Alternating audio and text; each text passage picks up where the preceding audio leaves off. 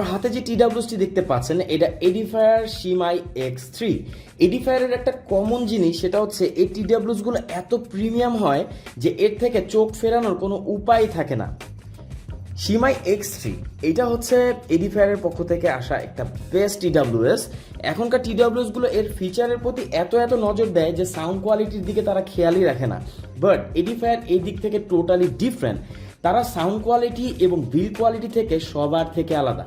আসুন এটা ডক থেকে বের করে দেখি।